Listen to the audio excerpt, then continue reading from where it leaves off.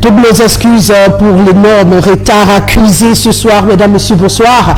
C'est un plaisir de vous retrouver encore dans le cadre de cette émission. C'est l'heure sur Candice Télévision. Il faut dire que les raisons étant mobiles pour justifier ce retard, la ville de Yaoundé est complètement paralysée. Pas possible de se mouvoir. Vous comprendrez sûrement l'énorme retard que vont accuser également les différents invités sur le plateau de votre émission. Mais nous avons décidé de ne pas déroger à la règle ce 23 décembre. On va parler de traditions et de religions et surtout questionner la difficulté de cohabitation que rencontrent ces deux entités pourtant nécessaires au Cameroun. On va également parler de la dégradation des valeurs morales dans l'ensemble du triangle national, en questionnant bien sûr cette crise de modèle qui peut-être serait la raison qui justifie qu'aujourd'hui on ait du mal à respecter certaines valeurs. Voilà la vitrine de votre émission. Je vous invite à vous installer confortablement juste le temps d'un détour. On dit bonsoir à ceux de nos panélistes qui ont déjà réussi à rallier ce studio.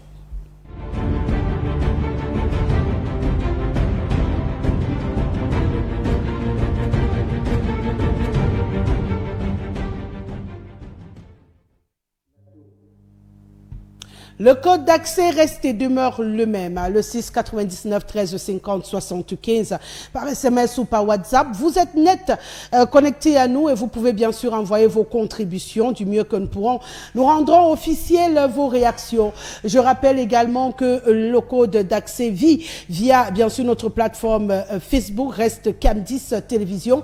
Pour ceux-là qui sont des amoureux des tabloïds, vous pouvez également nous rejoindre et bien sûr contribuer tout au long de cette émission. Une fois que je l'ai dit, je vais dire bonsoir El Hadj Maïriga Ibrahim qui est présent sur ce plateau ce soir. Merci d'avoir réussi ce miracle d'être là ce soir. Bienvenue.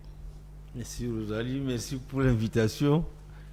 Bonsoir à mon co-discutant et à ceux qui vont arriver. Justement, c'est pas facile. La ville est vraiment saturée de tous les côtés, de tous les côtés. Ça, c'est pas facile de vous retrouver ici. Je dis bonsoir aussi aux millions de téléspectateurs. Justement, ça fait un bon bout de temps que je ne passe pas là. Sur ce plateau, vous étiez très très occupé. Justement, tout ce dernier temps, c'est vrai. C'est vrai.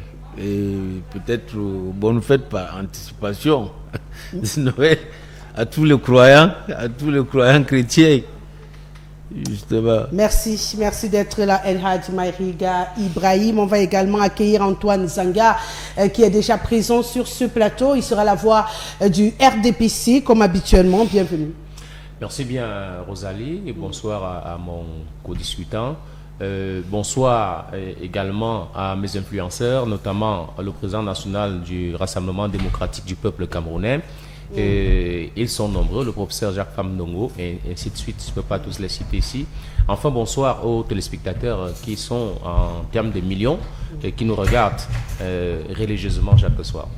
Donc vos influenceurs. Bien sûr, vous savez, nous allons parler tout à l'heure de valeurs morales, et des modèles. Et moi, j'essaye de remettre au centre ou bien de me réapproprier le concept d'influenceur. Même si ce n'est pas le terme qu'on utilisait avant, je pense que les influenceurs à l'époque, c'était les modèles, c'était nos enseignants qui étaient des modèles, c'était nos parents, c'était des personnalités de la République ou bien de la société et à qui on voulait ressembler.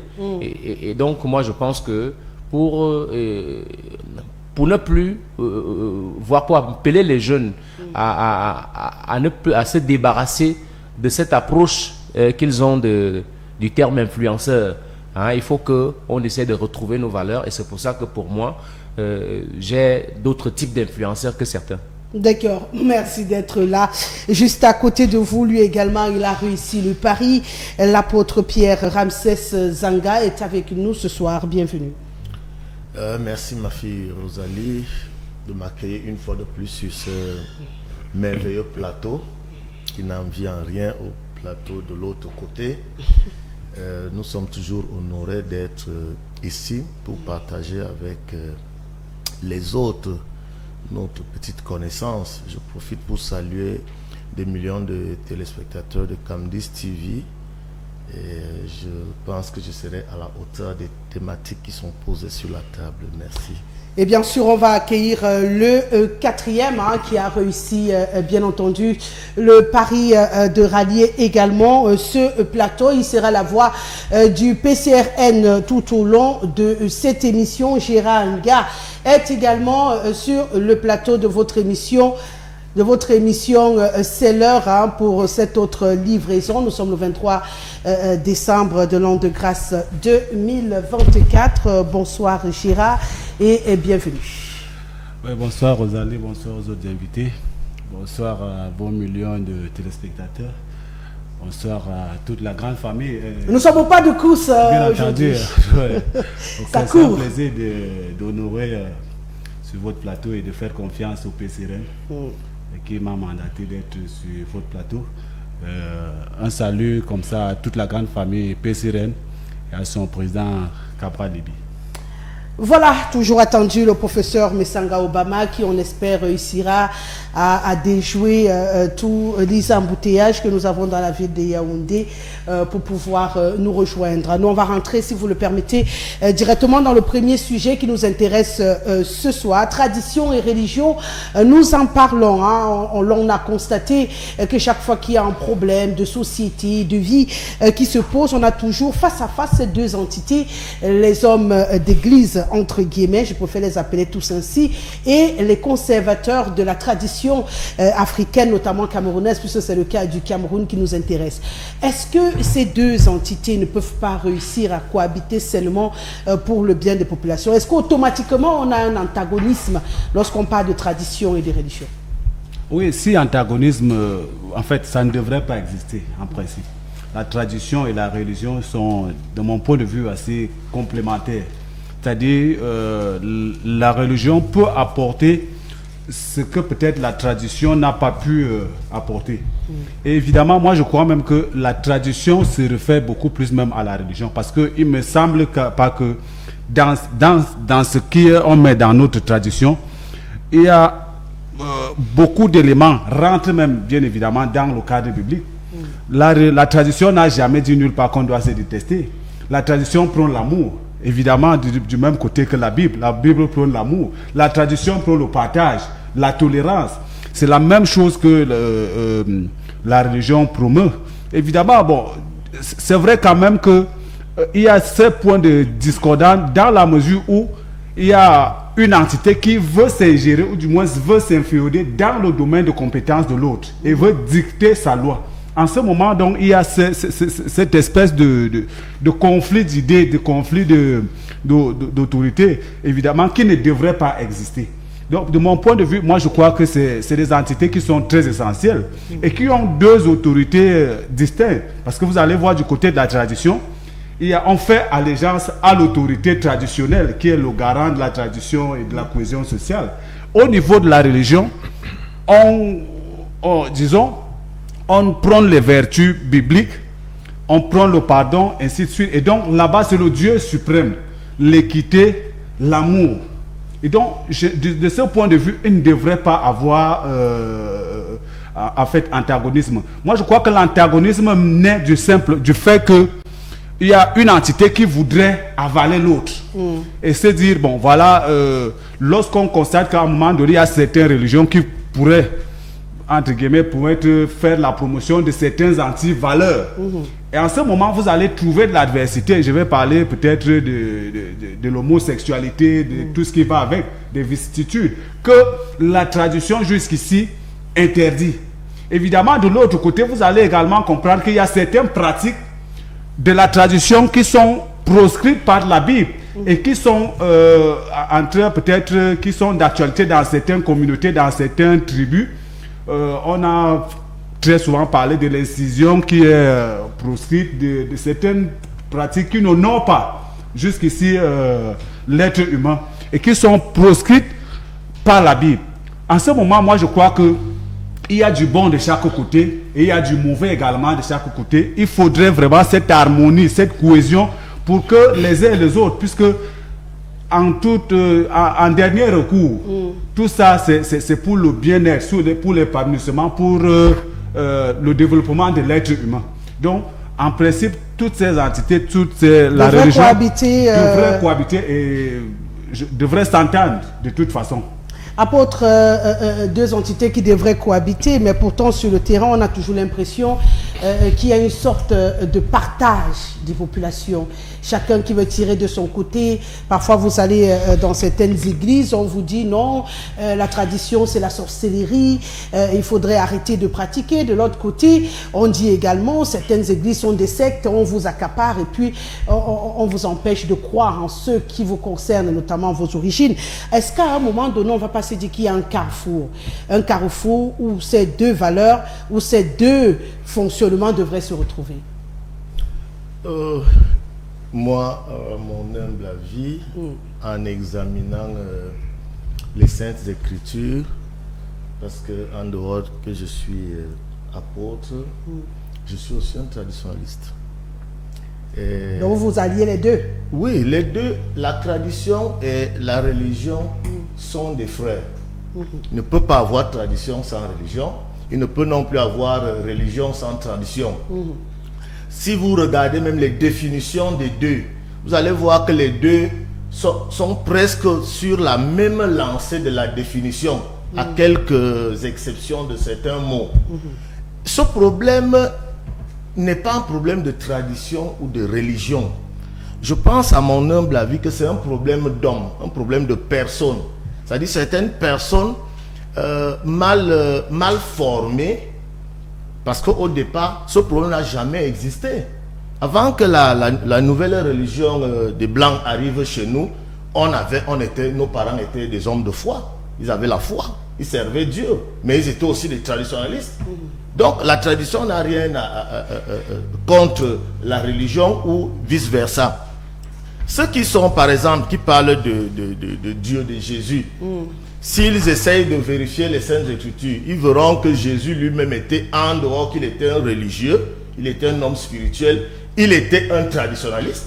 Si on regarde dans la Bible, nous allons voir que Jésus a fait beaucoup de choses qui allaient dans le sens de la tradition. Par exemple, la fête du mariage de Cana. Est-ce que c'était une fête de l'église? C'était une fête de la tradition juive qui célébrait un mariage hors de l'église, mais Jésus y était. En dehors qui y était, il a même posé l'acte pour le dire que je suis avec vous.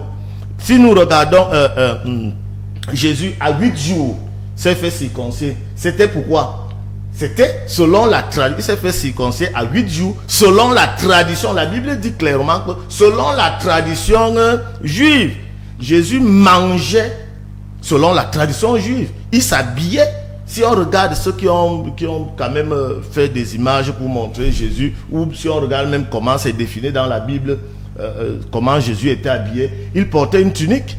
C'était l'habillement des Juifs. Donc il s'habillait selon la tradition juive. Il enseignait même la Bible selon la tradition juive. Parce que vous n'allez pas voir dans la Bible le nom de mon village Bibahan.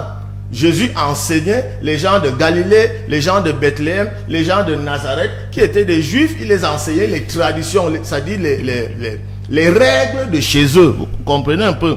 Jésus est même mort selon la tradition juive, parce qu'il est mort par pendaison. Cette façon de tuer les gens chez les Juifs, qu'on tuait, certes, il n'a pas commis de péché, mais on l'a tué comme un pécheur selon les lois de la tradition juive. Vous comprenez un peu? Il a même été enterré selon la tradition juive. Allez voir comment Jésus était enterré. Donc, mais il y a un groupe de personnes qu'aujourd'hui, même l'église, parce qu'il y a eu une église à un moment donné qui s'est égarée. Il y a eu une nouvelle réforme de l'église où nous sommes en train d'examiner les Écritures dans la profondeur. On s'est rendu compte, je peux vous le dire ici, tous ces gens qui sont venus de l'Hexagone pour venir nous enseigner la Bible, se disant être des prêtres et des pasteurs, j'ai essayé de fouiller dans leur parcours. Je n'ai pas vu un pasteur dedans. Tous ces gens, Ngota Zambé et autres, aucun n'a été dans une école biblique chez lui pour être pasteur. C'était des colons, des militaires, des anciens soldats américains, français et autres, qui venaient pour un seul objectif en Afrique, au Cameroun précisément, nous piller. Ils ont donc amené la Bible, eux-mêmes mal formés. Puisque vous savez, moi quand j'étais petit, on nous disait à l'église que si tu chantes trop les cantiques, il y aura Dieu chez toi.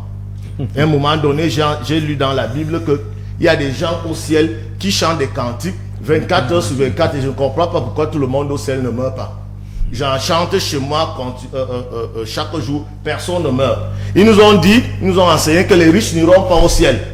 Parce que nos parents étaient riches, ils avaient du sous-sol. Qu'est-ce qu'il fallait faire? Il fallait porter notre sous-sol pour leur remettre, pour que nous soyons pauvres et qu'eux nous donnent ce qu'ils ont appelé la vie éternelle.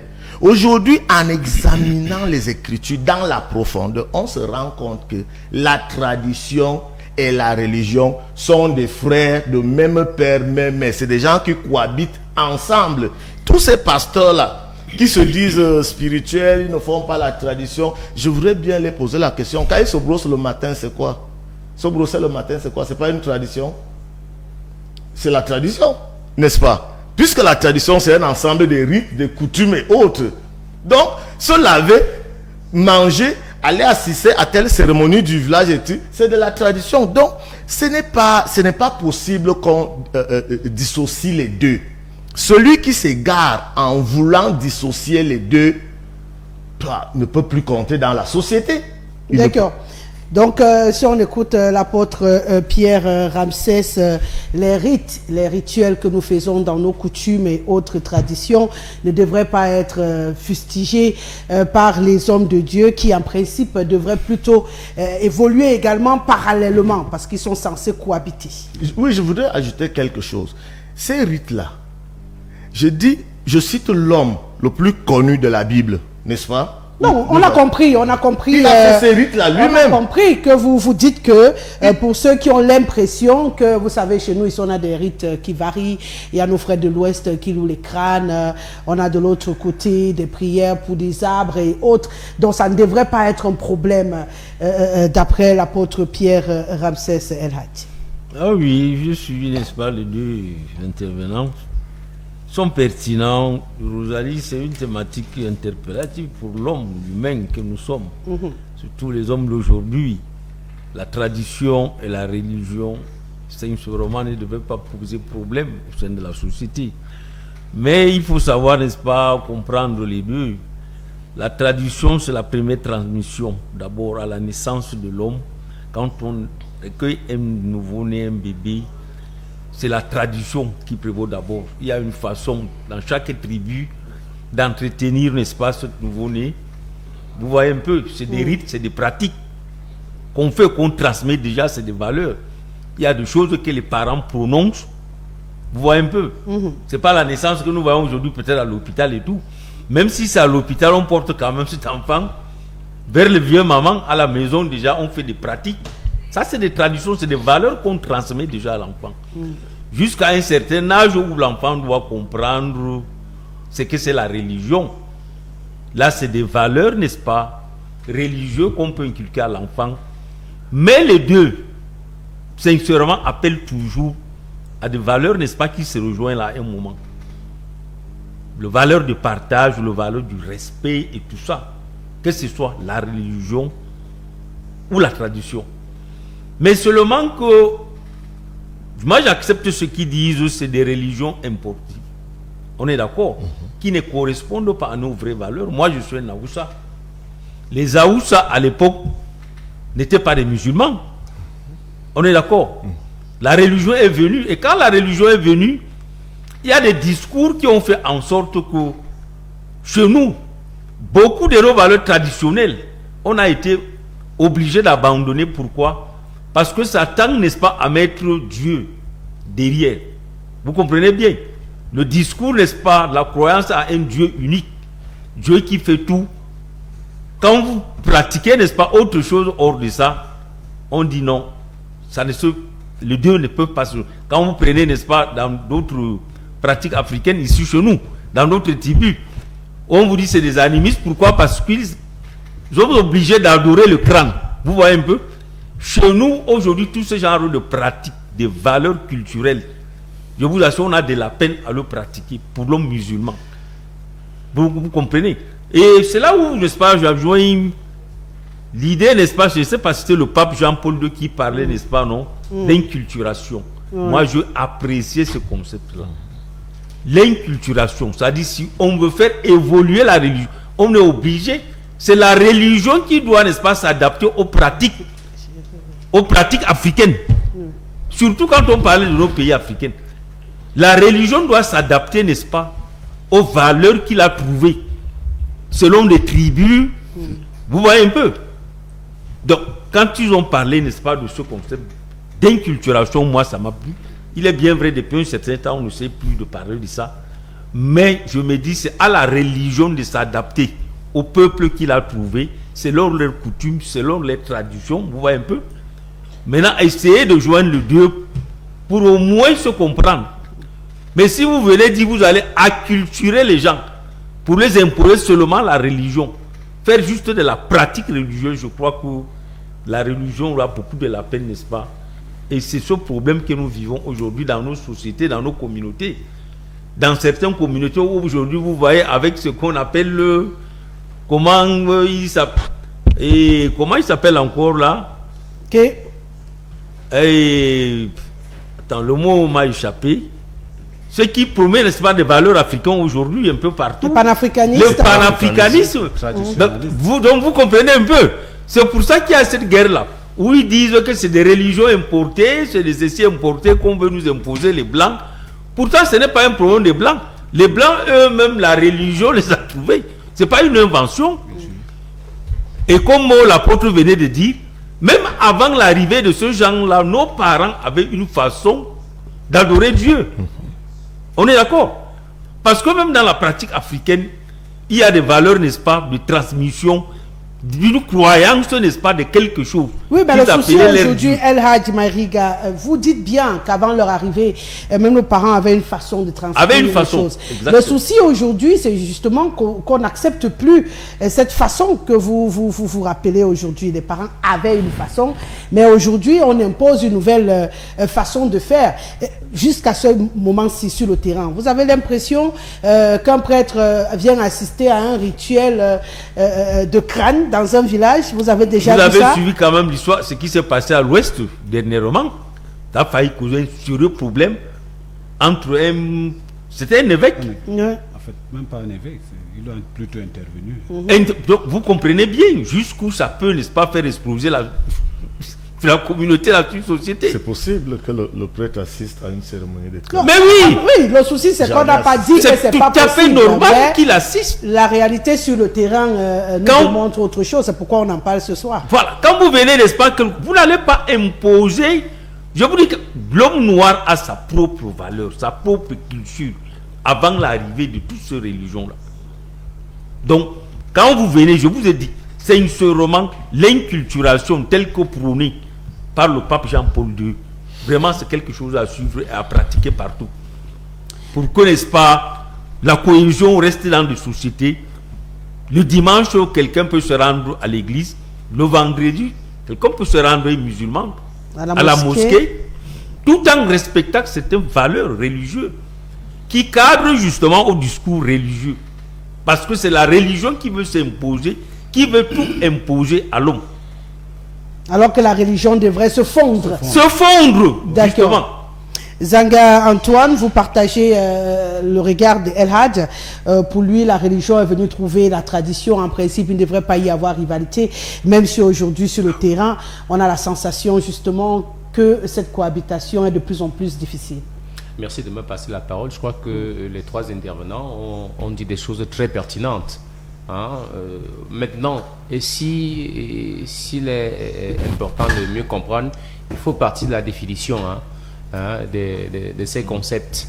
Qu'est-ce que la religion? La religion vient du mot religare, qui signifie se lier à Dieu. Religion qui est aussi différente des religiosités et qui est aussi différente de la spiritualité. La tradition, comme le pasteur a esquissé la définition tout à l'heure, que c'est un ensemble de rites, de coutumes, manières de faire, de voir le monde, tout ça, d'un peuple. Bon, dans la tradition, il y a la religion. La religion à l'intérieur. Oui. Si on part du fait que c'est un instrument par lequel qu'on utilise pour se relier à l'être suprême. À l'intérieur, puisque quand on fait dans nos cultures, il y a je vais prendre le cas des crânes que on utilise dans la région de l'Ouest. Dans la région de l'Ouest. Voyez-vous, là-bas, ce n'est pas le crâne de monsieur n'importe qui qu'on va déterrer. Hein.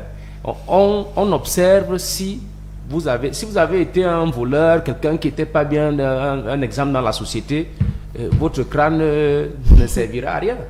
Hein. Mais si vous avez été, c'est généralement les patriarches qui ont fait preuve d'un bon comportement, qui étaient des modèles, on va donc retirer leur crâne et puis il y a des rites qui sont pratiqués, qui sont faits. Bon, ça peut ne pas, en fait, ça peut énerver les autres, mais c'est leur manière de collaborer avec l'au-delà. Mais vous savez, le problème c'est la rencontre entre les deux. Quand les Occidentaux arrivent en Afrique, ben, ils ont des objectifs. Ces objectifs, c'est d'imposer leur culture, leur manière de voir le monde. Et donc, ils utilisent tous les moyens, y compris la religion. Puisque moi, je suis catholique, chrétien catholique. Mais nous lisons la Bible. Et la Bible, c'est une histoire qui a eu lieu dans un cadre bien précis, un cadre culturel bien précis. Mais aujourd'hui, on se retrouve... Si vous allez excusez-moi, si vous allez chez les Juifs, vous leur parlez de l'Essané. Et ils seront perdus. Ils vont dire que vous faites des pratiques mystiques et tout et tout. Or, ils ont leur tradition qu'ils nous ont apportée et on a adopté cette tradition. Bon, maintenant, vous savez, il y a toujours, quand les gens ont des ambitions, les gens ont leurs ambitions de départ et qu'il y a des résistances avant. Moi, j'estime que la tradition pour les religions importées est une forme il y a une forme de résistance parce que leur objectif c'est d'occuper tout l'espace, de dominer. Et c'est pour ça que vous allez voir que par exemple au sein de l'église catholique, il y a les prêtres qui sont en train de s'approprier un certain nombre de rites. On dit que c'est eux qui doivent, parce que je ne sais pas pourquoi, c'est eux qui doivent être pratiquer les rites en question au sein de la société. Par exemple, les rites de veuvage. De plus en plus, ce sont les prêtres qui s'occupent de ça. Donc, vous comprenez qu'il y a une stratégie derrière. Il y a une stratégie de domination. Et cette domination-là tient d'un certain nombre de choses. D'abord, il y a ce qu'on appelle, ce que je vais appeler la clientèle religieuse. Les gens, on va avoir le maximum d'adeptes. Il y a la dimension économique qui est là. Il y a même la dimension politique. Parce que n'oubliez pas, l'Église a joué depuis la nuit des temps un rôle très important. La religion a joué un rôle très important en ce qui concerne la gestion des affaires de la cité. À un moment donné, même des contestations sont arrivées au point où on a dû la mettre de côté. Et aujourd'hui, observez bien en Afrique, il y a comme un réveil, il y a un éveil qui est en train de s'opérer. Qui s'opère doucement, mais qui est en train de s'opérer, c'est-à-dire que les gens sont en train de s'interroger sur la continuité de la religion, bien la continuité de la domination de la religion sur les pratiques locales. Donc, je pense qu'il y a beaucoup de conséquences là-dessus, en ce qui concerne l'affrontement, parce qu'il y a un affrontement symbolique entre les deux, la tradition et la religion. Et il y a beaucoup de conséquences. Les conséquences, c'est par exemple ce qu'on a observé à l'Ouest. C'est-à-dire qu'il y a une entité qui estime qu'elle a le dessus, elle devrait avoir le dessus, elle a la mission de dominer les autres et de leur montrer le chemin. Donc il y a une sorte de logique messianique dans cette affaire. Donc je pense que ce que nous recherchons, pour terminer, ce que nous recherchons, ce sont les valeurs. Et vous allez voir que les deux ont pratiquement... Il y a une sorte d'universalisation d'universalité des valeurs. Parce que si vous arrivez chez les Aztèques, les Chichimecs, les Toltecs, vous arrivez, je ne sais pas, chez les Ewondo, chez les Bassa, on ne prend pas la femme d'autrui. On ne prend pas la chose d'autrui. Partout, il ne me semble pas qu'il y ait un peuple qui prône le fait qu'on doit prendre la chose d'autrui. Il n'y a pas ça. Même si les gens le font, Ah, d'accord. Mais vous allez voir que, oui, même si les gens le font, vous allez voir que dans la loi de la société, dans les lois sociales, c'est interdit de le faire. Donc, tout le monde essaie de véhiculer des valeurs de paix, des valeurs de bien-être, je sais pas, un ensemble de valeurs. Ce sont les mêmes valeurs en réalité. Donc, en d'autres termes, cet affrontement tacite ne devrait pas avoir lieu, d'après vous. Mais il se trouve que il y a une entité. Vous savez, les êtres humains sont en perpétuel affrontement. Hein. Et même si l'affrontement n'est pas physique, parfois c'est symbolique. Mais il se trouve qu'il y a une entité qui est très puissante, hein, qui pense que c'est à elle que Dieu a donné la mission de cultiver le monde entier. Et donc, même s'il faut passer par la culturation des autres peuples, ils vont le faire ainsi. Et donc, je pense que en réaction à cela, les traditions africaines, les autres traditions, nos traditions, essayent de temps en temps de résister. Et même s'il y a des affrontements, ils résistent quand même. Bonsoir, professeur Messanga Obama. Je sais que ça n'a pas été facile d'arriver. J'ai touché du doigt cette réalité également. Merci d'avoir réussi l'exploit. Vous nous avez trouvé, hein, on changeait déjà autour de cette thématique. À votre avis, pourquoi est-ce que c'est difficile de vivre ensemble, hein, entre la religion et la tradition? Pour la majorité ici, le combat ne devrait pas exister.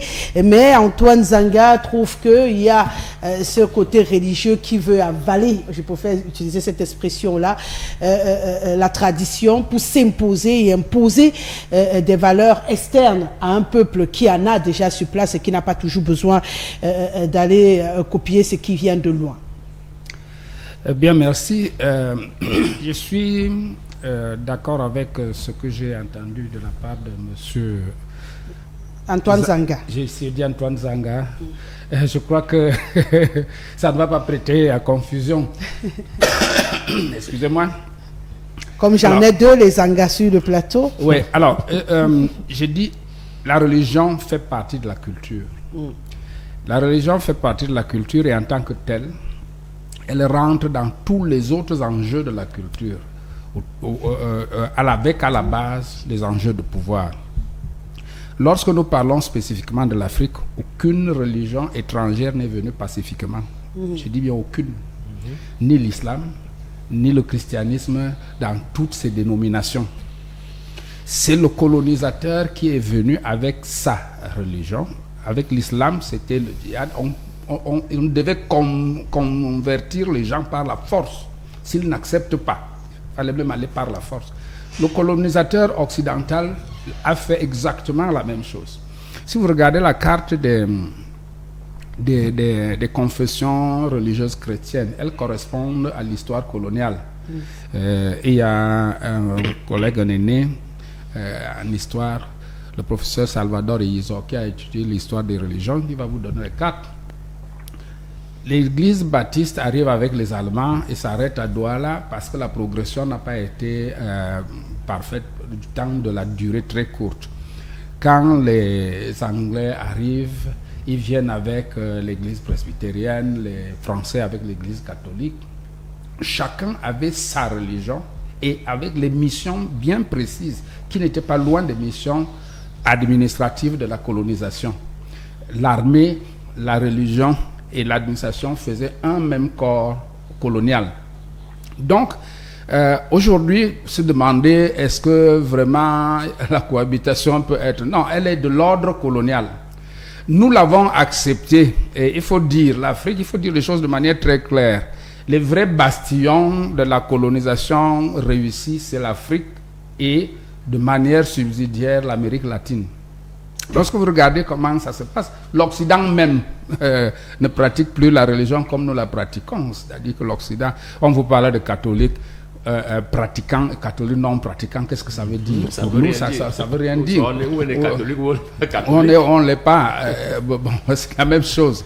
Comme, je n'ai pas cité l'Asie parce que c'est de là-bas qu'est né, par exemple, l'islam. Donc, je les cite parce que c'est leur affaire.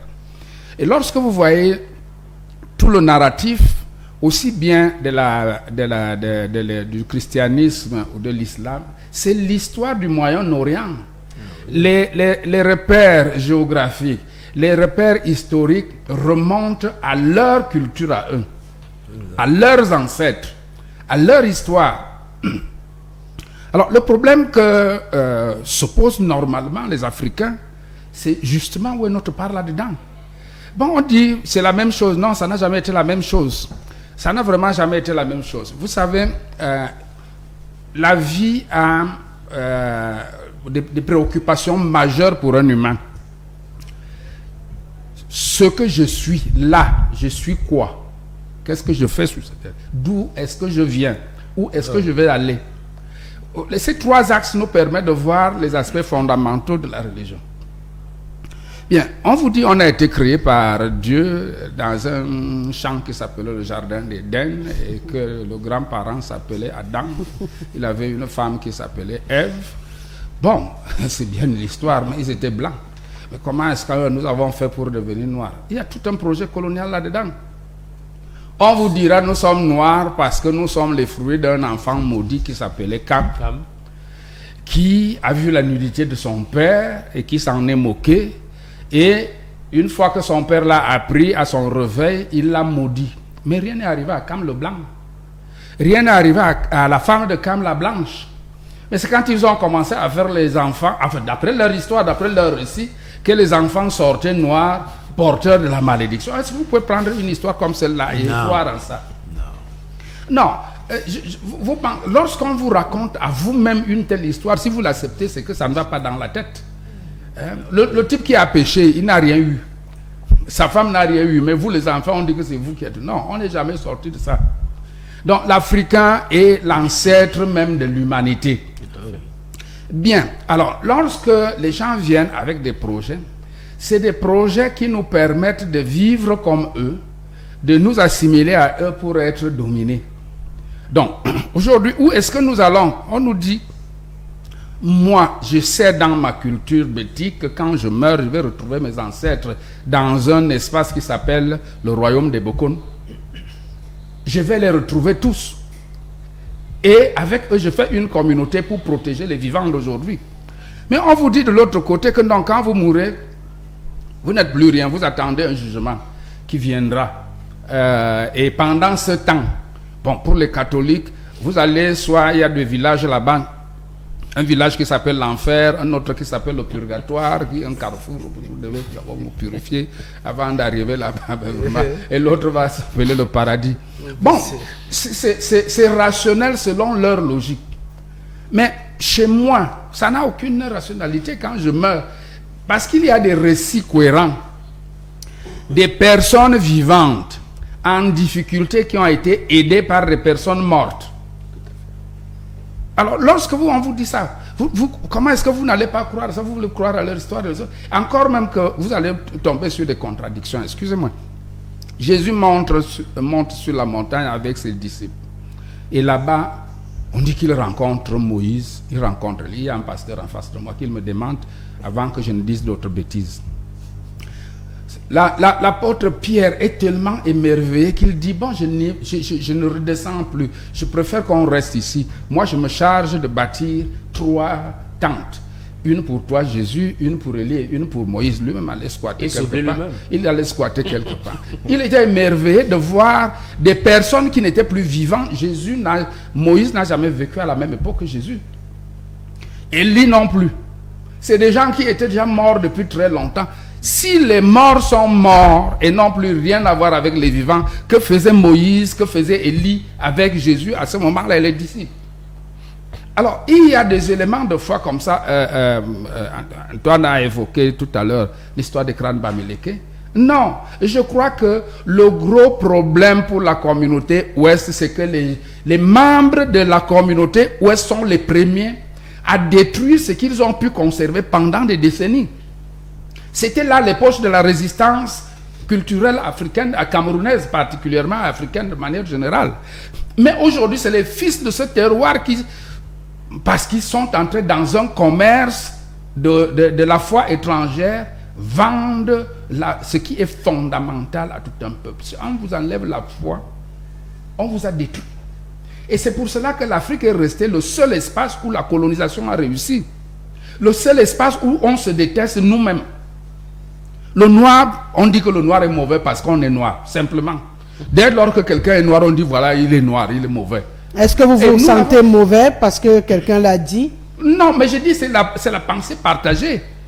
Beaucoup d'Africains. Vous avez l'impression, vous vous sentez mauvais parce que vous êtes noir, monsieur Nga? S'il ne le dit pas, qu'il demande à son voisin quand il va rentrer, si comparé au blanc, son voisin va se sentir égal au blanc.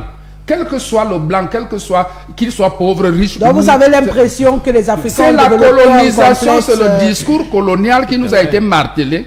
Mais maintenant, moi, mon souci à moi n'est pas de faire le procès d'une religion ou d'une croyance, oui, mais d'essayer de voir si elles ne peuvent pas cohabiter. Elles ne peuvent pas cohabiter. Quelqu'un a évoqué l'inculturation tout à l'heure. L'inculturation, on l'a limitée au folklore. On a limité l'inculturation au folklore. Est-ce qu'on est allé dans la profondeur de la pensée africaine, dans la croyance? Non.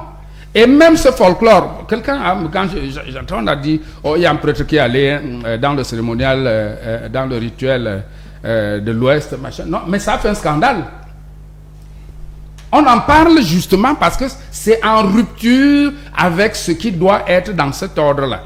Non, je pense que l'Africain est africain et doit d'abord penser sa vie comme africain.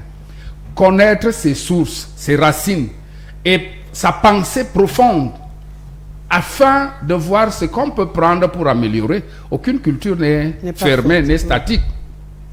La culturation fait partie des dynamiques culturelles, c'est-à-dire le fait d'emprunter les éléments culturels, etc. Mais on ne les emprunte que s'ils améliorent votre culture à vous.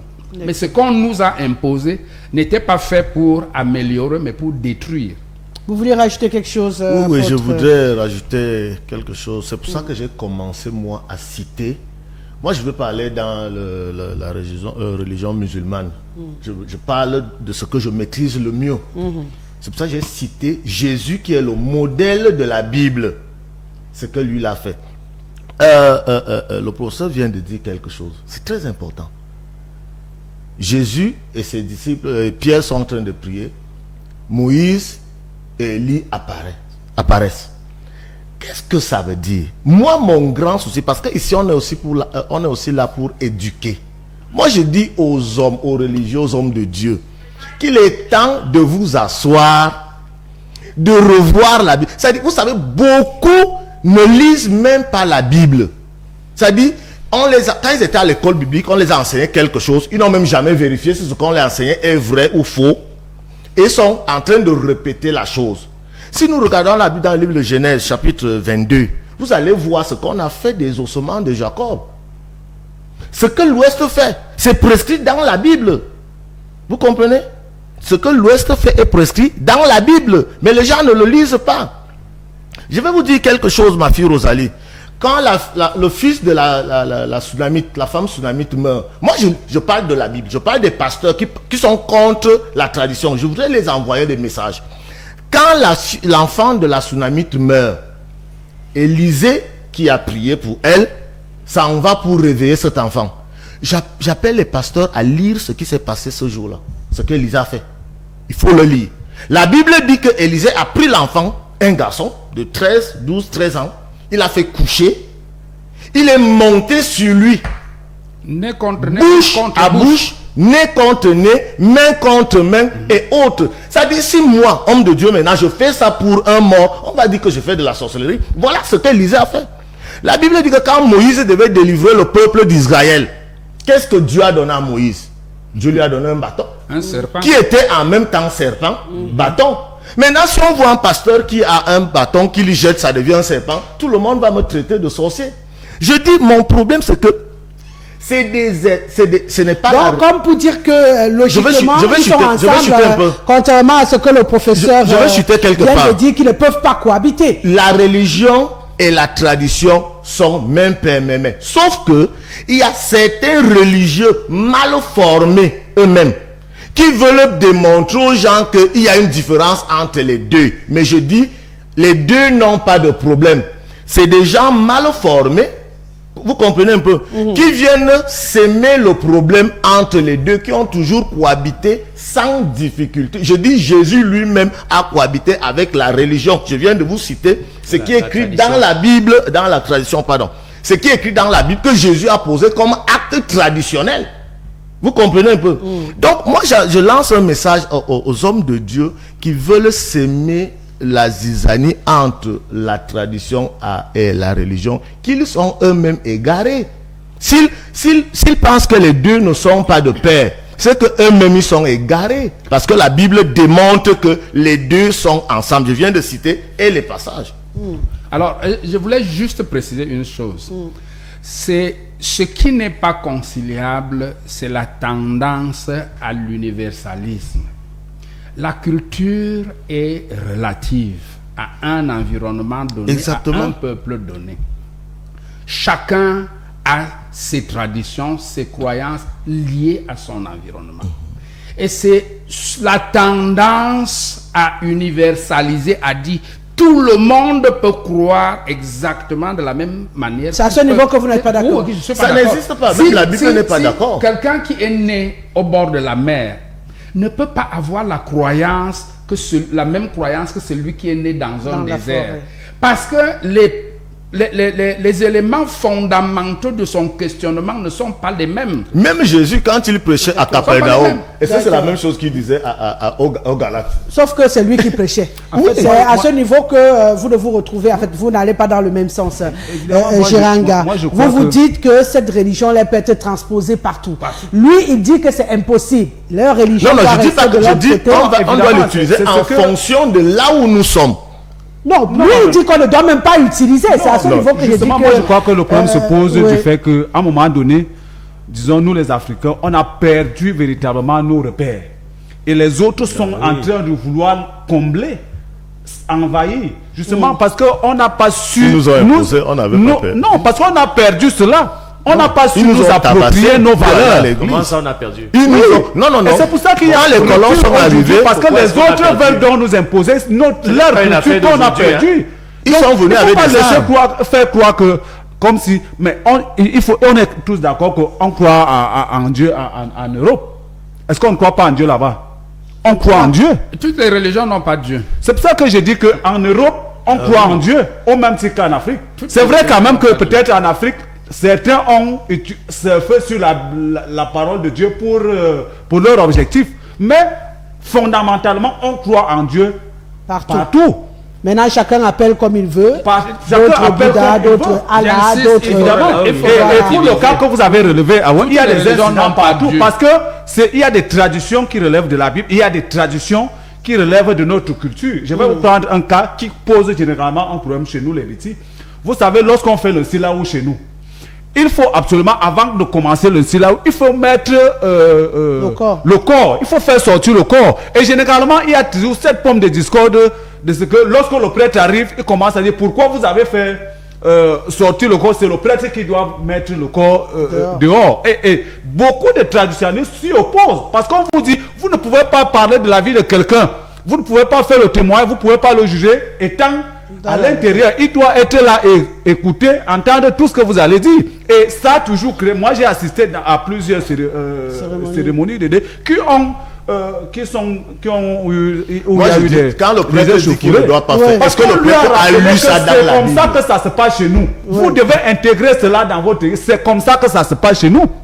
Donc, c'est comme ça. Donc, c'est autant de petits dérapages que... Si le prêtre interdit qu'on fasse ça, moi, ma question, c'est que le prêtre croit en quoi? Il croit en la Bible, n'est-ce pas? Justement, parce qu'il voudrait donc imposer ça. Vous voyez donc qu'il est en train de vous enseigner du mensonge. Parce que lui ne l'a pas lu. C'est pour ça donc que je dis qu'à un moment donné, c'est lorsque vous voulez entrer dans le champ d'action, pas qu'on vous enseigne du mensonge. C'est votre manière de voir. Ce n'est pas forcément du mensonge. S'il vous plaît, que les uns et les autres puissent admettre ce qui est bon de l'autre côté, parce qu'il faut également dire que dans la tradition, il y a des pratiques qui n'honorent pas, que la Bible condamne. Il faut accepter cela. Évidemment, on n'est pas également obligé d'accepter tout ce que la Bible dit, parce qu'il y a les lois bibliques et il y a la parole de Dieu que les gens confondent. Il y a les lois de la tradition de l'Église et il y a la loi divine. Donc, on ne peut pas également parfois nous imposer le règlement de l'église sur le phallacier, peut-être que c'est la Bible qui le dit. Donc c'est ça, c'est En fait, si je vous suis, on doit rentrer dans un tri de ce qui est bon, ce qui n'est pas bon, ce qui nous convient, ce qui ne nous convient pas. Un exercice périlleux quand même, quelque part. La tradition précède l'église, dans tous les cas. La tradition précède l'église.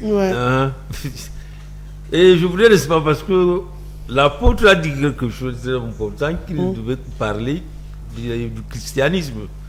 Il a raison, parce que entre l'islam et le christianisme, la pratique, c'est tout autre, c'est différent. Parce que chez nous, il y a ce qu'on appelle la kalman shahad. À partir du moment où tu dis Ashhadu an la ilaha illallah, tu témoignes qu'il y a que Dieu, un seul Dieu, créateur de tout. A dit il n'y a pas autre pratique. C'est pour ça que vous voyez le problème que souffre, le mot que souffre l'islam avec les intégristes qui veulent une pratique pure et dure de l'islam. Vous voyez des femmes voilées, vous comprenez, toute autre chose que tu peux lier comme tradition à la religion, à la religion est rejetée. Chez eux, c'est la donc c'est radical un peu plus. Voilà. Ouais. C'est ce que les gens ne comprennent pas quand ils traitent l'islam de tout. Il y a des radicaux pour eux. À partir du moment où tu reconnais que Dieu, il est le suprême de tout, il n'y a pas autre pratique. Donc, c'est en fait vers ça que certains religieux également tendent à partir. C'est-à-dire, quand tu crois en Dieu, il n'y a pas d'autre pratique. Il n'y a pas d'autre pratique. Et c'est à ce niveau-là où les traditionalistes disent que non, vous avez trouvé, des pratiques, vous ne pouvez pas nous dire. Moi, je dirais que, comment on appelle la religion, nous a acculturé de tout, presque tout, dans nos pratiques. Parce qu'il suffit que tu essaies de faire quelque chose qui tend, n'est-ce pas, à compromettre la croyance d'un Dieu unique, suprême de tout. On te traite, n'est-ce pas, de, je ne sais pas, de modernité ou de quoi. Donc, c'est la guerre qu'il y a dans notre religion, nous, les musulmans, aujourd'hui, où vous voyez des dérives de toutes parts, où un groupe de personnes, ils veulent imposer leur vision au monde, que tu ne peux rien faire. Vous les voyez avec des pantalons, surélevés avec des barbes, parce qu'ils veulent pratiquer ce que le prophète Mohammed a fait. Et seulement la pratique. Toute pratique qui ne vient pas de la pratique, n'est-ce pas, du prophète, tend, n'est-ce pas, à te juger, à te rejeter dans la société. Et c'est cette pratique-là, n'est-ce pas, que nous ne voulons pas. Je crois que c'est le cœur justement de notre débat. On a fini par y mettre les pieds justement. Exactement. C'est justement ce qui fait les gens au radicalisme. Et tout, je dis, c'est que vous voyez. Au rejet, et puis on a. Au rejet de l'autre, parce qu'il ne croit pas. Non.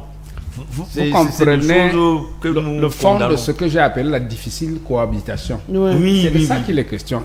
Et je dis toujours, véritablement, un Africain ne peut pas être honnêtement chrétien comme c'est proclamé dans les livres et tout le reste. Comme il ne peut même pas être musulman. Parce qu'on est africain quelque part. Pour comprendre ce que je veux dire, il faut voir les gens quand ils sont dans une situation véritablement difficile. Lorsque leur pronostic vital est engagé, que ce soit socialement ou physiquement, j'entends par pronostic vital lorsque vous doutez de ce que vous serez demain. Vous allez voir les gens, comment ils agissent, vers quoi ils vont, qu'est-ce qu'ils font. À ce moment-là, vous comprenez qu'ils ne peuvent même pas être... Il y a un christianisme que nous proclamons publiquement. Il y a une vie pratique que nous menons dans notre vécu. Alors, heureusement, j'ai en face de moi un chrétien, un musulman. Parce que tous ont un souci, c'est de suivre des guides. Jésus-Christ pour les chrétiens, Mohamed pour les musulmans. Or, ces personnages étaient d'abord fondés dans une culture. Exactement. Suivez bien Jésus. Lorsqu'il parle... il ne remonte pas toutes les pratiques. Il y a même des versets où il reconnaît qu'il y a un esclave et un maître. Exactement. De la même manière, Mohamed s'est marié, il était polygame. Les musulmans discutent. Est-ce que... Non, ils ne discutent pas sur le fait de la polygamie, mais comment pratiquer la polygamie. Il faut la pratiquer comme Mohamed. C'est pour ça qu'on dira, il faut avoir 9 femmes, il faut avoir 5 femmes. On dit non, non. En fait, c'est 4. 4. Il faut avoir 4 ou 9. Parce qu'au total, il avait eu 9. Non. Il avait eu combien au total? Non, attendez. Il y a un débat sur le fait qu'il n'a vécu à un moment donné qu'avec 4 à la fois. Mais au total, il a eu plus de 4. C'est vrai ou c'est pas vrai? Divorcé. Pas en même Mais temps. ça, C'est quatre, vous ne la me comprenez pas, je dis justement, il a vécu à un moment donné avec à la fois 4. Mais le nombre de femmes que Mohamed a eu Durant sa vie. Ah oui, durant sa vie Oui, est plus ça, de c'est 4 vrai. et je crois que ça monte à 9. Oui.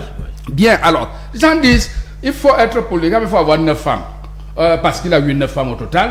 D'autres disent, non, il faut avoir 4. Non, le principe est la polygamie. C'est le principe. C'est le Donc principe, maintenant, oui. est-ce que, vous voyez, je voudrais montrer jusqu'où les gens... Alors, Jésus... Est-ce qu'on n'a pas l'impression que vous décrivez là un mauvais musulman ou un Non, mauvais chrétien? c'est- Permettez que je pose Je parle complètement au ma mauvais- question. le musulman type. Parce que vous dites que le chrétien est censé imiter Jésus. Mais je ne crois pas que ce soit ça le principe. Il y a Si, des règles si. d'une Chrétien veut dire religion. qu'il Il y a suit des... Non, j'essaye. Hein. Ok. J'essaye pour qu'on se comprenne très bien. Quand vous respectez les principes qui encadrent la religion catholique, vous respectez les commandements, vous respectez, vous êtes dans le bon. Donc, je ne me rappelle pas qu'on ait dit imiter Jésus à la façon qu'il posait les pieds sur le sol Non, dans ce n'est pas une de église. ça. Oh. Même chose chez les musulmans. Je crois que c'est ce qui est écrit dans le C'est Coran. pour ça donc que j'ai dit, que si vous le suivez, chrétien et non- imitait Jésus, c'est que le chrétien est traditionnaliste. C'est clair. Alors, Le problème Mais aujourd'hui, c'est c'était juste que pour nous ne voulons permettre, pas suivre Jésus. C'était juste pour permettre Tous les aux chrétiens, professeurs tous les chrétiens de qui ont pour poursuivre- modèle Jésus-Christ sont en même temps religieux et traditionnalistes. Parce que Jésus l'était. alors, ce qui est C'est intéressant, ce que la plupart des pasteurs n'intègrent donc pas. Ceux qui ne suivent Non. donc pas Jésus-Christ. chrétien veut dire quoi? croire en Christ. Chrétien, c'est celui qui Fais croit comme Christ. C'est lui qui suit, c'est-à-dire que Fais c'est comme celui qui Christ. fait comme comme Christ. Christ. Oui. Oui, c'est ça l'être chrétien. Le Vraiment, chrétien, c'est celui qui fondamental. Fais Alors, comme ceci- Christ alors, croit faire- et applique. Non, que celui Dieu qui fait, il définit bien. Oui. La Bible dit que c'est celui qui fait comme Voilà. Christ. Donc, alors, moi, je m'en tiens à ces choses élémentaires. Et lorsque vous vous le faites donc, mais Jésus a vécu dans un environnement, à une époque donnée, et vous ne pouvez pas être dans cette époque, vous ne pouvez pas être dans cet environnement et vouloir faire comme lui. Donc, le problème même de la contingence de l'environnement, de votre contexte, va vous empêcher de faire comme lui. Bien. Et ça pose un problème. Et c'est pour cela que j'ai dit, ce qui est fondamental dans la foi, c'est le relativisme, c'est-à-dire de dire, moi, Africain, moi, Camerounais, je sais qu'il y a une entité que mes ancêtres ont appelée Zamba, qui est un être suprême, qui régule tout, qui est l'Onkom. L'Onkom, c'est-à-dire qui a fabriqué tout. C'est pas très différent de ce que les Orientaux nous ont apporté. À ce niveau, oui. Mais comment est-ce que je suis en relation avec ce Dieu-là? C'est là qu'il y a toute la différence. Moi, je sais qu'il y a des entités qui peuvent être vivantes, qui peuvent symboliser ce lien. Une petite histoire amusante. Lorsque vous perdez la première dent, vous êtes tout petit. Dans ma culture, je la jette sur la toiture. Non, et je fais une invocation. J'interpelle un être qui s'appelle le lézard. Je dis au lézard, prends cette dent et ramène-moi une autre toute blanche, c'est-à-dire toute neuve. On peut dire toute blanche ou toute neuve, c'est la même chose. Mais pourquoi est-ce que je me réfère au lézard? En tant que petit, le lézard a une histoire dans la mythologie de l'Afrique, du petit. Par ailleurs, je vais entendre des gens me dire, le lézard a dit toute parole entrée dans l'oreille ne ressort plus. Deuxième référence au même animal qui s'appelle le lézard. Oui, vous allez dire j'adore le lézard. Non, c'est que les autres adorent les anges. Et si j'adore le lézard, les autres adorent les anges. Où est la différence? Le lézard dans la mythologie, Betty, c'est cet être-là qui fait des commissions, qui est rapide, à la différence du caméléon, qui pense, malgré sa maigreur, qui pèse trop au point de pouvoir percer la terre de son poids quand il marche. Donc, quand il marche, il piétine le sol, il se rassure que le sol ne va pas s'enfoncer sous son poids. Et, alors, ça revient à quoi? Très rapidement. Ça remonte à ce mythe-là qui veut que Dieu, un jour, pour expliquer la vie de l'homme sur terre et de la plante, dit au caméléon, premier messager, va dire à l'humain que s'il meurt, il va régénérer, c'est-à-dire il va ressusciter. mais si la plante meurt, elle va mourir définitivement. Bien, le caméléon prend donc ses précautions pour aller porter son message à l'homme. Et parti, Dieu rappelle un autre messager qui s'appelle le lézard. Il lui dit, va dire à l'homme que s'il meurt, il meurt pour le bon, mais si la plante meurt, elle régénère. Un message pratiquement inverse. Le lézard rapidement arrive, il dit à l'homme, Dieu a dit, si tu meurs, tu meurs définitivement, mais si la plante meurt, elle régénère. Sachant qu'il y avait un messager qui était venu avant et qui avait un message contradictoire qui risquait de me remettre son message en question, il dit, toute parole entrée dans le creux de l'oreille ne ressort plus. À partir de cette histoire, donc, ça veut dire que la situation est restée telle que le lézard avait rapporté. Et le lézard devient donc le référentiel de la rapidité de l'exécution de la volonté de Dieu. Donc quand l'enfant perd sa dent, il préfère la remettre au lézard pour que la dent repousse plus facilement que s'il la remettait. Ça fait partie de nos croyances. Ailleurs, on dit, mets la dent sous l'oreiller et puis elle va être remplacée par une pièce. C'est le commerce. Ça, c'est l'Occident. C'est le commerce. Nous, on ne vend pas les organes du corps. On ne les vend pas. Et c'est sacré.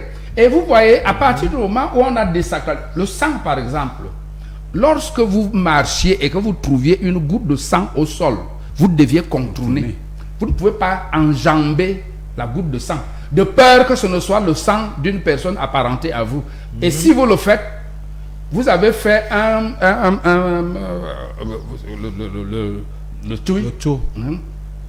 C'est le malheur que vous apportez. Il faut un rite pour vous purifier de cette affaire. Mais les autres sont venus nous dire que non, c'est rien, il n'y a que le sang de Jésus seul qui est sacré. Donc votre sang, comme il n'est pas sacré, on peut le faire couler et on voit où est-ce qu'on en est avec... Ce que je vais retenir de vos petites anecdotes, au finish, c'est que vous êtes un traditionnaliste et vous jugez qu'on doit tourner le dos à la tradition qui nous vient de l'extérieur, la religion, et rester fondamentalement traditionnaliste. Oui, je pense que c'est le message. Nous-mêmes et rien d'autre. Bonsoir le panel. Tradition, transmission des pouvoirs au moyen de l'initiation. Religion croit à une force, une entité suivant des règles bien établies par chaque peuple. C'est un téléspectateur qui essaie de définir les deux expressions. Wow. Très belle tenue africaine dans une coiffure dorée où scintillent des lunettes à ne pas voir ses jolis yeux. Ibrahim qui a traversé mon centre-ville pour se retrouver dans le studio de la technologie d'avant-garde. Zanga, le laudateur prétron du rassemblement des danseurs pantouflards, à nous poser des conneries. Influenceur de la jouissance d'un autre genre. Mon frère apôtre dans un vestimentaire de pureté toujours émerveillé aux côtés de sa fille au Sombok. Gérard lui aussi dans une métaphore que je ne reconnais pas à cette heure. Où est son vestimentaire du moboutisme? La religion est un véritable fardeau de l'humanité qui ne saurait nous servir selon nos traditions ancestrales axées sur des bases anthropologiques. L'impérialisme spirituel, pour moi, est le lieu de la délinquance sociale, à nous faire subir une forme profonde de l'opportunisme dans des apparences politisées de la domination. Le mieux, c'est de rentrer à la source pour mieux contrôler notre environnement mental et spirituel pour une émergence comme les pays du dragon. C'est Thomas Massok qui nous écrit bonsoir Rosalie, bonsoir à tout le panel et un bonsoir particulier au professeur Mesanga Obama. Parler de tradition et religion à mon sens renvoie au rapport entre les deux entités, car pas de tradition sans religion et pas de religion sans tradition. La difficile cohabitation est inhérente à l'hypocrisie humaine qui vise à dompter, à avilir aux fins stratégiques autres que se lier à un être suprême. Bonsoir et joyeux Noël à tous. C'est le docteur Hubert Essomba depuis Bétois qui nous écrit ce soir. Heureuse de vous lire, docteur Essomba. Bonjour Madame Rosalie, à votre panel. La tradition et la religion doivent cohabiter. La tradition et la religion sont souvent liées, mais leur relation peut être complexe et varie selon les contextes culturels et historiques.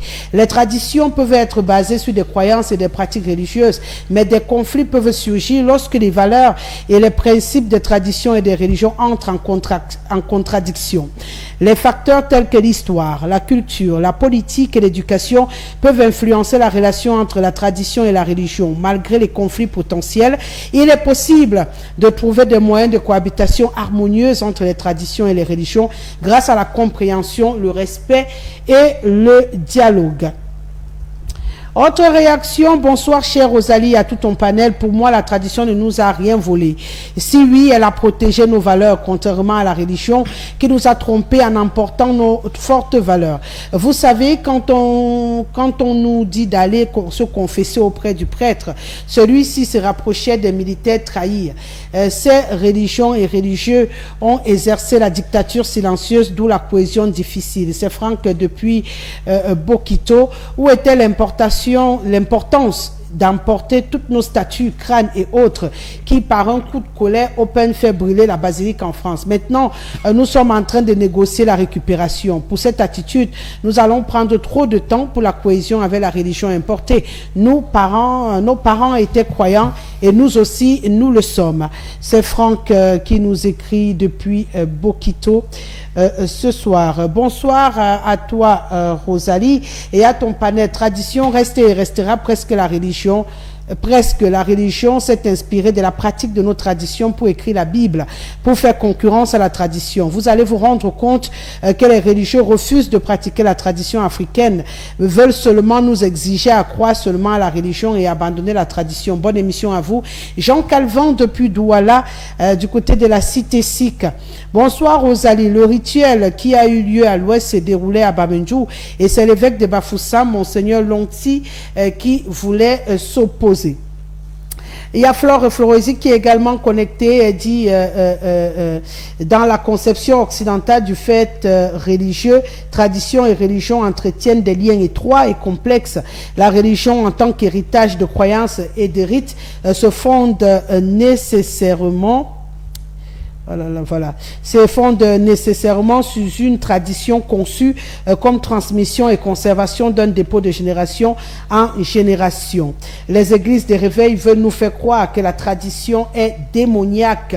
On a Junior qui dit des places to be, Élisée qui est connecté, l'heure c'est l'heure, bien entendu, même si aujourd'hui avec les réalités de la ville, on a eu du mal à être à l'heure. Bonsoir ma grande Rosalie, il ne peut pas avoir de cohabitation entre la religion et la tradition, car la tradition relève de la spiritualité authentique construite autour de la définition d'un modèle de citoyen intégral, alors que la religion est essentiellement mensonge et manipulation. C'est Dieudonné Tédissé qui nous écrit depuis Nangué Boko ce soir. Bonsoir, je vous écoute attentivement et je trouve l'émission vraiment très instructive. Mais j'ai une question. La tradition est-elle la religion? Ou encore, qu'est-ce qui démarque la religion de la tradition? C'est Marlise Djengombe depuis Kayele qui nous écrit automatiquement. L'un n'est pas l'autre, sinon on ne les mettrait pas côte à côte. Bonsoir Madame Gessele, à tout le panel. Professeur Messanga, vous méritez un vin rouge. C'est Ngono Tiala qui nous écrit ce soir depuis Akak. N'appelez surtout pas, s'il vous plaît, uniquement par message ou WhatsApp. Ah non, c'est hyper long. Qu'est-ce que je vais faire de vous? La religion et la tradition ne peuvent cohabiter ensemble dans la mesure où la tradition est volatile. La tradition est véhiculée oralement et manque de méthode et de rigueur méthodologique. La tradition n'existe pas dans la lumière, mais seulement dans les ténèbres. La tradition est surtout africaine, amplifie l'accentuation du mal. La tradition manque d'arguments et chacun la comprend à sa manière. La tradition divulgue la peur. Dans la tradition, nous avons des religions traditionnelles africaines, à savoir l'ancestrisme, le totémisme, le fétichisme, le paganisme. La question est quel est l'apport de ces religions traditionnelles dans l'émancipation de l'homme africain? Sortez des traditions qui ne vous servent à rien. C'est Ondoa qui nous écrit depuis Odia. Que la paix et la grâce soient avec vous. Mon point de vue sur le thème de ce soir, j'apporte une lumière sur Marc 7, versets 1 à 23. C'est dans ce passage que Jésus parle de la tradition et dans Josué 24, versets 14 à 16. Et quand on parle, ce sont les hommes et non de Dieu Jésus. Jésus n'est pas né dans les coutumes et traditions. Là, je parle du pasteur Bakedek Pascal là que je parle, c'est le pasteur Bakedek Pascal depuis PK12 à Douala. La tradition et la religion sont bien divergentes et n'ont rien en commun. Jésus n'a pas été conçu par des coutumes, mais selon Dieu. J'espère qu'il se comprend. Qu'est-ce qu'il dit juste? Il a oublié que tout ce que Jésus a fait, j'ai cité ici. Pourquoi vous respirez mal? Laissez-moi. J'ai lu les messages des téléspectateurs. Pourquoi la circoncision? S'il vous plaît, ils vous ont tous écouté attentivement. Maintenant, ils ont donné leur avis, leur point de vue, qu'on va également respecter, parce qu'ils ne sont pas ici pour ouvrir le débat avec vous. Donc, je ne faisais que lire les messages qui viennent compléter également ce que vous avez développé sur le plateau. Donc, je prends une transition et on revient. On parle, c'est terminé. Ben ouais. C'est la religion, là.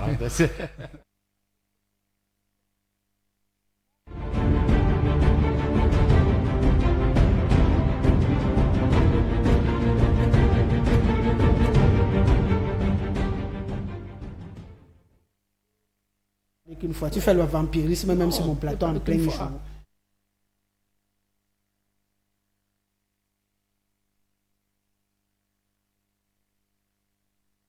Voilà, vous êtes toujours sur Cam10 Télévision. L'émission, bien sûr, c'est l'heure.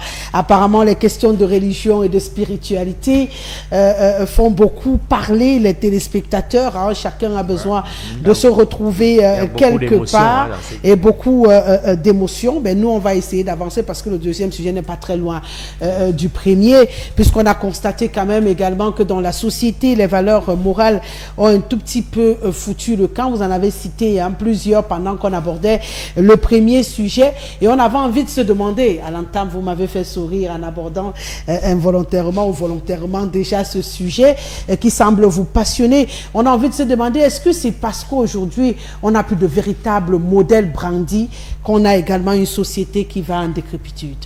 Effectivement, une société fonctionne sur la base des modèles. Hein, ce sont ces modèles-là qui permettent aux autres de se référer, d'avoir des références, aux cadets sociaux, d'avoir des références. Donc, si vous n'avez plus de modèle, si vous ne pouvez plus, je prends un cas simple, à un moment donné, chaque jeune voulait être un Roger Mila. Et Samuel Eto'o-Fils vous dit bien que quand il joue au ballon, sa référence, son modèle, c'était Roger Mila. Et cela, c'est même en termes de valeur. Ça se passe comme ça dans nos sociétés. Si vous n'avez pas des gens qui sont des miroirs, hein, qui sont des phares pour la société, vraiment, chacun, ce sera ce que, pour prendre un terme du quartier, les Boulganjanga. Et donc, si vous n'arrivez pas à vous asseoir pour construire un ensemble de valeurs et qu'il y ait des gens qui sont les porteurs de ces valeurs, en permanence, c'est que vous êtes foutus. Et c'est le cas de l'Afrique et du Cameroun, notamment du Cameroun en ce moment. C'est-à-dire qu'il y a eu une forte rupture. Cette rupture a été plus ou moins longue. On a parlé tout à l'heure de l'arrivée des colons qui ont imposé un certain nombre de valeurs. Et vous savez que les questions de corruption sont des questions qui arrivent avec l'occidental. Et donc, ces valeurs-là... la course vers la voix, la course vers le paraître a fait que les gens perdent les valeurs qu'ils avaient. Et donc, on n'a plus de modèle. C'est ça qui crée le problème. Donc, tant qu'on ne restructure pas la vie sociale et que les gens ne reprennent pas goût au détachement, parce que chez nous, les bêtis, on dit ici... si tu as envie de vivre longtemps sur terre, il faut te détacher de la terre. Ce qui voudrait dire que il faut pas être quelqu'un qui couvre la richesse, quelqu'un qui couvre les femmes, quelqu'un qui couvre les avoirs. Et quand vous observez aujourd'hui, les gens qui peuvent être des références, qui sont ce qu'on peut appeler aujourd'hui des leaders d'opinion, et quand vous observez leur comportement, ou les gens, certaines autorités, quand vous observez leur comportement, et si on vous dit que un père d'enfant qui a été au commis de l'État, qui a servi l'État pendant longtemps, à qui la société a confié un ensemble de responsabilités, hein, pour que les cadets puissent suivre cette voie. On vous dit qu'il se retrouve avec 200 milliards dans son compte, l'argent de l'État. Et vous pensez que on va en arriver où? Et vous savez qu'à un moment donné, il y a eu l'érection du culte des fémans ou des fémènes dans ce pays. C'est-à-dire que chacun voulait être un féman et tout. Donc c'est cette décrépitude des valeurs là qui a fait que les modèles, on commence à manquer de modèles de référence, et aujourd'hui je pense qu'on a vraiment atteint le fond et la situation est urgente, sinon c'est autre chose qui pourrait nous arriver. Professeur Messanga Obama, une lecture panoramique de cette société qui a peut-être véritablement besoin aujourd'hui des modèles.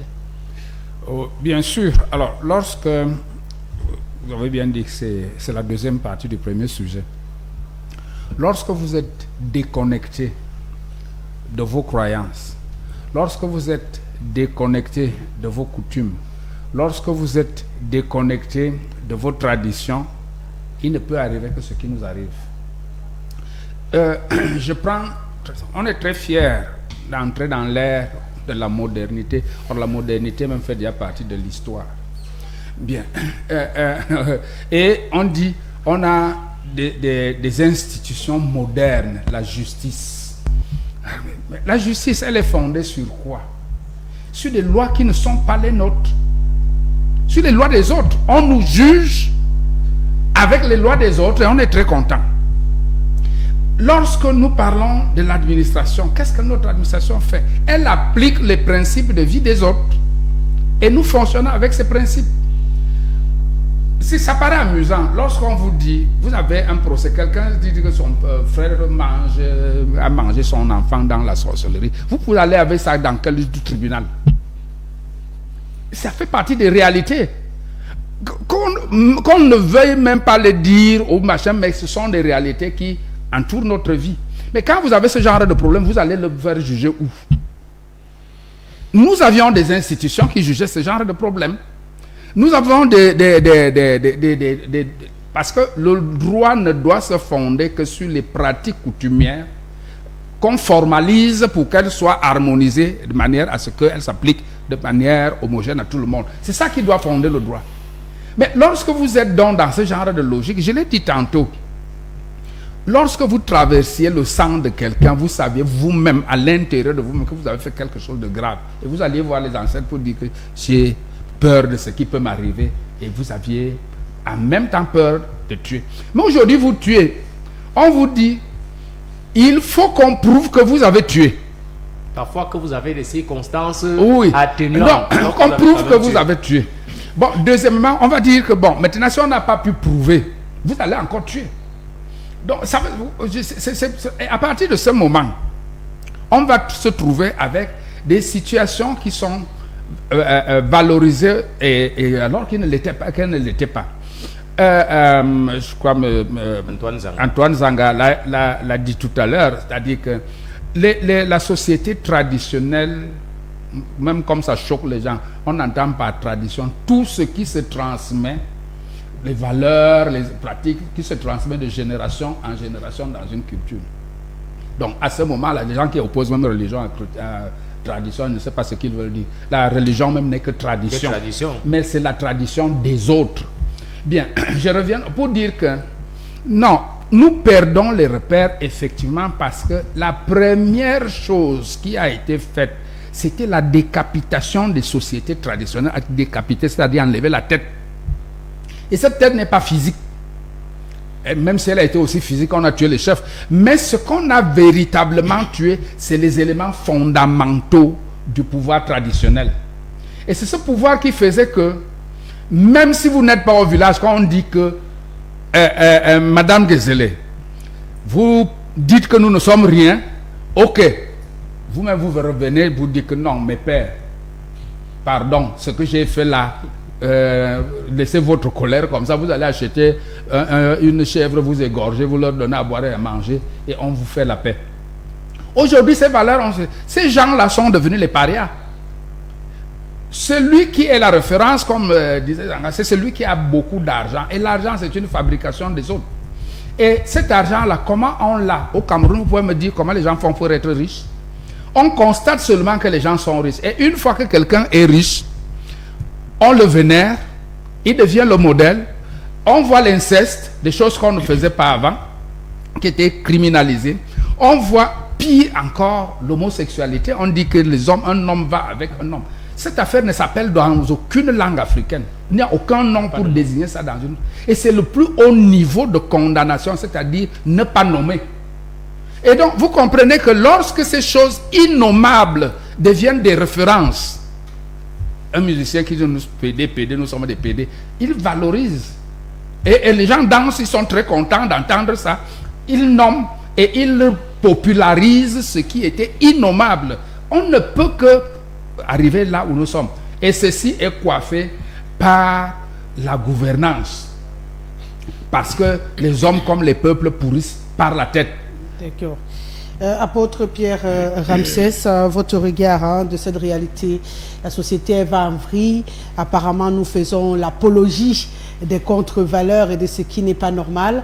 Et les vrais modèles sont bottés en touche. Si je suis un peu la logique du professeur Msanga Obama, et ça ne nous fait pas du bien. Oui, je vais aussi prendre un peu de ce que le professeur a dit. Nous sommes dans la suite du premier thème. Mais moi je dis, ces choses ont été bien pensées. C'est nous l'erreur. C'est pour ça qu'aujourd'hui, moi je parle à l'église, je dis aux gens, on a fauté, on a péché, mais on n'est pas encore mort. Vous voyez, quand vous entendez tout à l'heure comme un pasteur écrivait, imaginez que ce pasteur a devant lui 200, 300 personnes à enseigner. Vous pouvez vous-même déjà voir l'enseignement qui va sortir. Le travail continue. Donc, c'est un problème bien pensé. Nos ancêtres étaient des modèles. Aujourd'hui, les enfants, comme le disait mon homonyme tout à l'heure, l'autre footballeur disait que je vais être comme Roger Mila. Il était même déjà égaré. Un enfant n'a pour modèle que ses parents, d'abord. C'est les parents qui sont des modèles de l'enfant. Et c'est pour cela donc que ceux qui sont en haut, vous voulez parler des premiers modèles? Des premiers modèles, voilà. C'est ce que je dis. Ceux qui sont en haut ont donc bien pensé pour que les enfants n'aient plus de premiers modèles. Qu'est-ce qu'ils vont faire? Ils vont asphyxier les parents. Aujourd'hui, les parents sont asphyxiés. Il y a des parents qui passent des jours, voire des mois, des semaines, sans voir leurs propres enfants avec les yeux. Parce que ils nous ont amené les taxes, les impôts. Nous sommes obligés de courir. De 3 heures du matin, nous sommes sortis pour nous battre parce qu'il faut payer un loyer élevé et tout ça. Vous n'avez donc plus le temps. C'est bien pensé. On a pensé comme ça. Comme ça, on n'aura plus le temps de prendre soin de nos enfants. Qu'est-ce que nos ancêtres faisaient? Moi, j'avais vu un peu auprès des grands-parents. Le soir, le grand-parent s'asseyait. Des petits-enfants, des petits-fils venaient s'asseoir tout autour de lui. Il vous racontait des histoires. Et ces histoires vous donnaient une certaine force dans la vie. Vous comprenez un peu? Aujourd'hui, vous n'avez plus cette histoire. Vous passez du temps, un enfant ne voit même plus son père. Le père et l'enfant causent au téléphone, sur WhatsApp et autres. C'est comme ça que tu donnes l'éducation à l'enfant sur WhatsApp. Ceux qui nous dirigent nous enlèvent la morale à l'école, sans pour autant dire qu'est-ce que la morale dérangée à l'école, on nous l'enlève. Ils vont à l'étranger, on dit signer, venez ratifier les accords pour qu'on ne punisse plus les enfants quand ils font mal. On ne les punit pas. Or, la Bible dit que celui qui épargne la chicotte tue son enfant. Il y a on dit aussi que celui qui aime bien châtie bien. Tous ces ministres que vous voyez au Cameroun sont passés par une éducation de la chicotte. Je ne sais pas, je parle à la télévision, peut-être un seul ministre peut dire que non, moi mon père ne m'a pas chicoté. Mais aujourd'hui, vous êtes interdit de chicoter votre propre enfant quand il fait mal. C'est mieux de préciser, c'est que c'est les mêmes qui sont passés par la chicotte qui interdisent la chicotte. Donc c'est bien pensé. Aujourd'hui donc, les parents ont 2 choses sous la main. Les premiers modèles, ils n'ont plus le temps parce qu'il faut payer les factures. Deuxième chose, ils sont poursuivis en justice pour avoir corrigé son enfant Et c'est pour ça qu'aujourd'hui, nos enfants peuvent être des homosexuels, des lesbiennes. Dans nos maisons, tu n'as pas le droit. Parce que quand un enfant atteint déjà le niveau que nous voyons à la télé là, il a commencé ça tout petit. Hein? Parce que tu étais interdit de le chicoter, qu'il a développé soit le banditisme, soit telle autre mauvaise action. Alors, il est grandi. Moi, je pense qu'aujourd'hui, il y a d'abord le gouvernement que je tends toujours la main. Je dis, si vous aimez encore ce pays, moi je parle en tant que Camerounais, pardon, essayons de voir comment, renforcer l'économie du parent pour qu'il ne soit plus dehors en permanence. Deuxième chose, repartez chez les Blancs, dites-leur que votre loi qui nous interdit de corriger les enfants, nous les Africains, est-ce qu'on est obligé de ratifier tout? On n'est pas obligé. Donc, je chute en disant, les premiers modèles de nos enfants, ce sont nos parents. Moi, je savais que mon père était l'homme le plus fort du monde. C'est-à-dire, dès que tu me bouscules dehors, je dis, je m'en vais appeler mon père. Je sais que mon père est intelligent. Quand il me dit quelque chose, je prends ça comme évangile. Aujourd'hui, moi particulièrement, mes enfants ont fait aussi souvent de jours et on ne se voit pas. Ce qui n'est pas bien. Parce que je dois subvenir à leurs besoins. Je voudrais dire... Je chute là une ça seconde. fait 3 chutes. Je voudrais dire merci quand même au professeur du lycée de Nkwama. Tout récemment, j'étais là pour aller payer les frais de l'escroquerie, comme nous faisons, on appelle ça, pour moi c'est de l'escroquerie.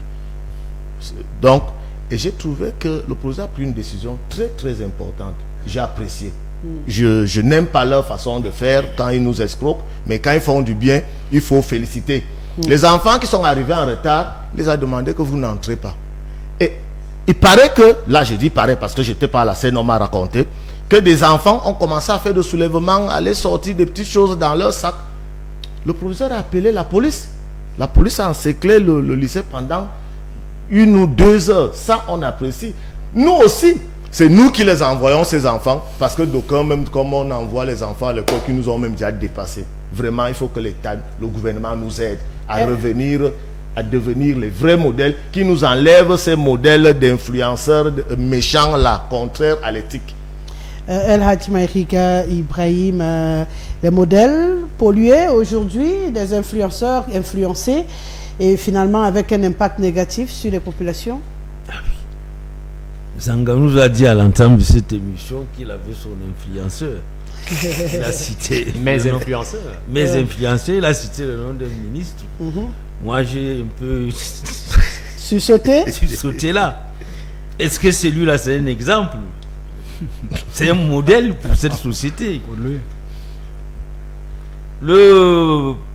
L'apôtre a dit beaucoup de belles choses, mais à la fin, il appelle à nos dirigeants.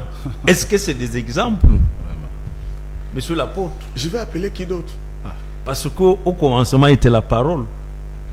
On est d'accord? Quand vous avez des gens qui ont tout perdu de la valeur de la parole donnée, vous croyez que c'est des exemples ça? Quand vous pouvez me citer ça peut même ne pas être le gouvernement. Il n'a que 3 minutes. Vous pouvez me citer une seule personne là, de ces autorités, du chef de l'État en descendant, qui respecte leurs paroles données. Il n'y a pas. Donc vous voulez quelle société aujourd'hui? Vous avez parlé de la cellule familiale, ça c'est vrai. C'est à partir de la famille. Donc sa région aujourd'hui, tradition et modernisme, nous avons parlé de tradition et religion. Les valeurs importées de l'extérieur et nous-mêmes les parents aujourd'hui, c'est que nous inculquons, vous avez dit aussi quelque chose de très important. À l'époque, nous savons, on se réunissait le matin, on mangeait le soir. Le parent s'est retrouvé à table. Il y avait des contes que nos grands-parents voyaient autour d'un feu ou d'une lampe. Il y avait des valeurs, il y avait des personnalités dans des villages, des grands-parents. Quand ils parlent sa parole, personne d'autre ne peut encore. Et je peux vous dire non. Ça dit compte tenu de la probité. Vous comprenez bien? Aujourd'hui, tout ce genre de personnes ne trouvent pas. Au niveau de la nation même, il y avait des personnes, quand ils prononçaient un mot, quand ils disaient prenez un camp pour dire non, ceci n'est pas une valeur qui nous concerne. Les gens respectaient, les suivaient. Mais aujourd'hui, dans ce pays, dites-moi, nos dirigeants, qui peut parler et qu'on nous croit s'il faut vraiment suivre l'éthique, la valeur de la parole donnée. Je crois même le chef de l'État, il a perdu cette valeur. Donc, on n'a pas d'exemple. On ne peut pas avoir de modèle dans ce pays aujourd'hui. Parce que tous les petits micmacs qui se font, qui se passent là, il a parlé de gens qui thésaurisent des richesses. Vous comprenez bien. Vous allez me parler des ministres comme ça. Qu'il a quelle valeur? Quand il peut faire tuer des milliers de Camerounais parce qu'il s'est accaparé de leurs biens. Comment vous savez qu'ils s'en est accaparé? Mais ceux qui sont en prison, c'est de qui? Vous avez fait référence à mes influenceurs tout à l'heure. Donnez la preuve qu'ils ont... Est-ce qu'ils ont été convaincus par la justice? Non. Si vous avez chuté, non. on va avancer. Je ne avancer. voudrais pas, n'est-ce pas, non, cette thématique, ce n'est pas une thématique politicienne. Mais je voudrais... C'est une thématique pour sociale. Non, disons des... C'est social. C'est l'apôtre qui apparaît, n'est-ce pas, qui appelle à ce genre, n'est-ce pas, de nous aider. Oui. Je dis, ils ne peuvent pas nous aider parce qu'eux-mêmes ont perdu de cette valeur. Quand je parle du gouvernement, je n'ai pas dit forcément ce gouvernement. Hein. Peut-être que le s'il vous plaît, ils ne sont pas des modèles. Donner son point on est d'accord. Je suis d'accord. Aujourd'hui, ils sont, n'est-ce pas, applaudis. Demain, ils sont là, n'est-ce pas, en prison. On est d'accord. Ils ont des autos, puis ils passent. Demain, c'est la voiture de la prison qui les ramène en prison, soit en justice. Donc, vous voyez, il y a cette perte de valeur là aujourd'hui. On n'a pas de modèle. Au Cameroun, aujourd'hui, on n'a pas. Le peu qui sont là ne sont pas écoutés. Et vous-même, vous savez aussi que... Ils ne sont pas écoutés. On ne parle Merci pas, beaucoup, on ne Gérard. On ne parle pas de quelqu'un, dans notre tradition, de quelqu'un qui a plus de 90 ans, on ne parle pas de lui. Non, on parle là. S'il n'est pas tradition, non, il faut qu'il soit dans notre tradition. Qu'il prouve lui-même qu'il est modèle. S'il vous plaît. Ça c'est clair. Je ne crois pas que ce soit l'objet de notre débat ici. Ne nous entraînez pas dans le modèle où on ne se trouve pas. Oui, Gérard Nga, votre regard de cette réalité. Moi je crois que M. Zanga veut fuir le débat. Le vrai débat, c'est celui que lui-même a engagé. C'est un débat politique, M. Zanga. Et vous avez bien décrit l'échec du système auquel vous appartenez, votre système. Et vous vivez où, vous? J'ai dit, ne me coupez pas. C'est-à-dire, vous avez si bien décrit... C'est incohérent dans votre discours. Non, j'ai dit, ne me coupez pas. Vous avez bien fait une démonstration avec les milliards volés, avec le manque de repères. Vous avez bien étalé. Ces gens qui ont volé sont en prison. Non, j'ai dit, donc, vous avez bien étalé votre système. C'est l'échec donc que vous avez présenté. Et donc, monsieur le pasteur a embrayé dans ce que vous avez dit. Vous avez bien étalé le système. Il a même évoqué la microstructure qui est la famille, qui a échoué et qui n'a pas été rattrapée par l'État. Donc aujourd'hui, c'est-à-dire notre macro-social est pollué.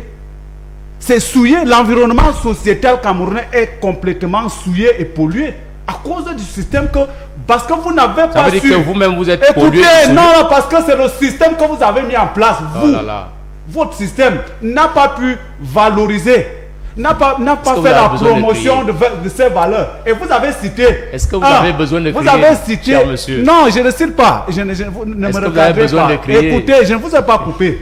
Je vous écoute. Non, ne jouez pas à ce jeu. Vous avez cité un grand joueur que vous-même vous avez voulu broyer. Et pourtant, c'est un modèle pour les autres. Vous n'avez pas su... Vous ne pouvez pas canaliser ce genre de... Parce que vous avez un bijou comme Samuel Eto'o que vous avez cité, et que votre système veut broyer. Quel est le genre de modèle que vous voulez promouvoir en ce moment? Quel modèle? Mais il vous a cité son modèle. On va pas jouer à ce jeu. C'est pour vous dire qu'il a bien étalé le système. Aujourd'hui, on est en perte de repères. On cherche, on patauge. L'éducation a été galvaudée, tuée. Rosalie, le travail que vous abattez au quotidien, vous êtes un modèle pour beaucoup de jeunes filles et de jeunes garçons qui vous écoutent, qui prennent le temps de vous écouter. Mais est-ce qu'on vous a même donné une médaille un jour pour dire que bon, voilà quand même une jeune fille qui se bat au quotidien avec des thématiques, qui joue sa part, qui fait sa part? Est-ce qu'on vous a même déjà présenté quelque part? Est-ce qu'on vous a déjà invité même quelque part? Non. n'est pas dans le Et vous allez voir rien que les tirs groupés qu'on va mettre sur vous. Parce que c'est comme ça, on n'aime pas les esprits brillants. Il faut tuer tout ce qui essaie de bouger. Parce que c'est le système qui a été conçu comme ça. Il faut tuer. On n'aime pas les esprits qui s'élèvent. On ne sait pas canaliser, on ne sait Comme pas le vôtre. promouvoir. Donc, non, ça vous fait rire. Mais c'est la société qui en pâtit. La dernière minute. Ce sont pour nos sortir. enfants qui subissent à cause du mauvais système. Parce que, dites-vous bien que l'enfant, lorsqu'il naît, ne vous appartient plus. Il appartient à la société. Et donc, c'est la société qui a le devoir d'éduquer, c'est-à-dire de faire grandir cet enfant. On planifie. On dit, telle période, on voudrait avoir tel professeur, tel nombre de médecins. On voudrait avoir tel nombre de pilotes. On voudrait avoir tel nombre de journalistes. On voudrait avoir tel nombre d'ingénieurs. En ceci. Tout est planifié. Et on met des moyens, c'est des politiques. Voilà les référentiels. Il n'y a plus de référentiel. Parce que le système a tué. Aujourd'hui, c'est celui qui, et le professeur l'a bien dit, c'est celui qui a une grosse voiture, qui a détourné des grands milliards, C'est lui, le modèle de la qui voit vous montrer des pétrus quelque part, Voilà. qu'on dit voilà le modèle. Voilà. C'est l'influenceuse qui vous montre les fesses quelque part, Oh là dans là. une coupe d'Afrique qu'on a amenée Oh là quelque là. part. Voilà les modèles. Ils sont en télé là, monsieur. Je vous dis, c'est comme vous C'est faites. la réalité de Mais notre utiliser société. On l'expression, loge ouais. dans des hôtels de centaines de mille. Voilà le genre de modèle qu'on vous montre. Voilà. Et toutes Et les pour jeunes filles sortir, le temps. veulent devenir des influenceuses qui montrent les fesses dehors. Oh là là. Voilà le genre de modèle. Parce que vous n'avez rien structuré. Aujourd'hui, est-ce que vous pouvez me donner un seul secteur où le système actuel a commencé à structurer? Il n'y a que vous. Un seul, c'est un Il seul n'y a que secteur. vous. Et je vais mettre plus sauvage. Même le secteur de la prostitution, vous n'avez pas su structurer. Merci Gérard Nga. Merci. Là, vous avez réussi à me faire sourire. Donc, on a restructuré le secteur de la Bien sûr, parce que prostitution. rien- Merci à vous cinq d'avoir été là ce soir. Demain sera un autre jour. Merci à toute l'équipe technique mobilisée. Oui, ça allait très vite. allait On très se retrouve avec beaucoup de bonheur. On rappelle le journal en anglais. C'est à 19h, une signature de Bertrand Tita. Quant à moi, je vous dis simplement que l'horloge tourne. À demain.